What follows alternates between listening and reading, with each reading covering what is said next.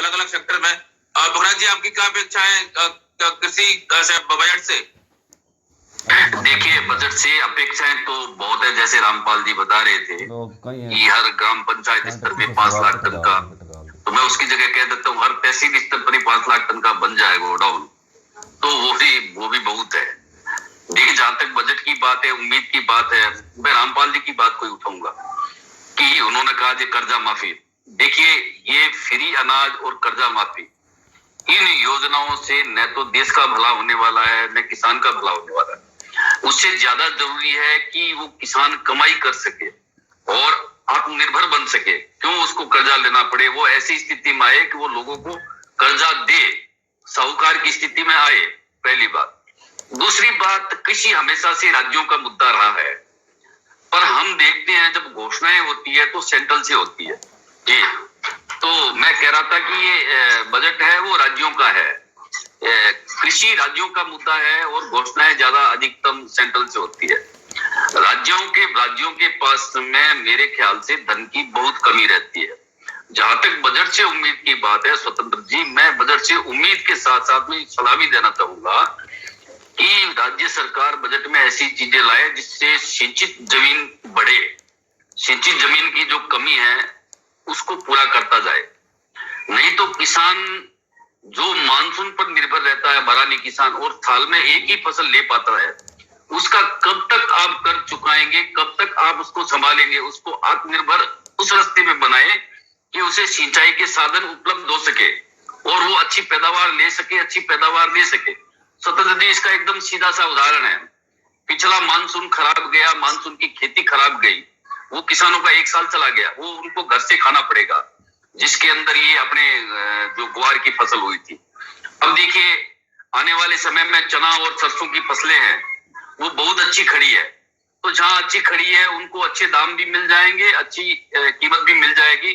पर ये मैटर सारा सिंचित इलाके का है। असिंचित इलाके का किसान जितना परेशान है, और असल परेशानी असिंचित इलाके का किसान है, तो ऐसी योजनाएं लानी चाहिए कि असिंचित इलाके के किसान को सिंचाई की उपलब्धता कैसे हो, कैसे पानी की व्यवस्था हो और किस तरह से वो केंद्र से बात करके पानी लाए, पहली बात। दूसरी बात है, एफपीओ के गठन बहुत जरूरी है।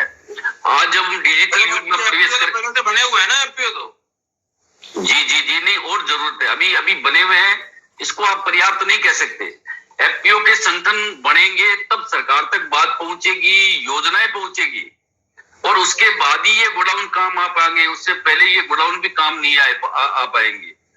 तो ये संगठन बने और संगठन अपनी नित्य की समस्याएं रखे कि हमें ट्रैक्टर महंगा मिल रहा है तो क्यों मिल रहा है, डीजल महंगा मिल रहा है तो क्यों मिल रहा है, जो आधुनिक जो बीज का निर्माण हुआ है वो मिल रहा है कि नहीं मिल रहा है। आज काजरी जैसी संस्था ने जो ग्वार से गम बनाया, ये उदाहरण की बात है, गम बनाया। अच्छा पुखराज जी ये बताएं कि अलग से कृषि बजट की जरूरत थी भी कि नहीं भी थी? अलग से कृषि बजट आने सिंबॉलिक है या उसको कुछ जरूरत भी थी? एकदम जरूरत थी, और ये भारत के आजाद होने के बाद में पहले दिन से ही जरूरत थी। कृषि का बजट अलग पेश नहीं किया गया, जिस तरह से रेल का बजट अलग से पास होता था, कृषि के बजट को अलग नहीं किया गया। बहुत बड़ी भूल थी हमारी। जिस देश की 65% आबादी सीधी कृषि से जुड़ी हो और जिस देश की 100% आबादी कृषि उत्पादित वस्तुएं खाती हो, हम वेद शाकाहारी है, भारत शाकाहारियों में गिनती आता है, उस देश के अंदर कृषि का बजट अलग नहीं हो, खेती के बारे में अलग से बातचीत नहीं हो, पूरे दिन की चर्चा का समय विधानसभा में या संसद में नहीं मिले, ये एक अजीब बात थी। स्वतंत्र जी, ये तो होना ही चाहिए। और जहां तक डिमांड की बात है, देखिए किसानों की डिमांड अलग होगी, हमारा सोच थोड़ा अलग होगा।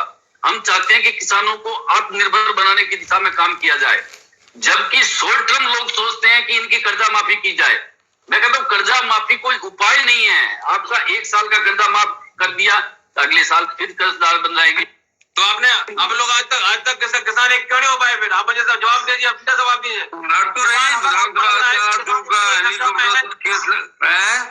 अगर आपको लगता है किसान इतनी बड़ी ताकत है, सत्ता पे चढ़ो और सत्ता पे चढ़ने के लिए जो ना संगठन गढ़ो, तो आप लोग आज तक क्यों नहीं पाए बात?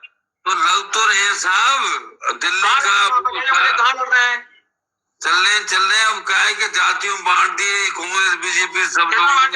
किसने बांट दिया? जाति क्या नेताओं ने जाति बनाई क्या? अरे नेताओं ने जातियों को बांट दिया सत्ता नेता हासिल बनाऊंगा करने जाति, के लिए। उन्होंने जाति बनाई क्या?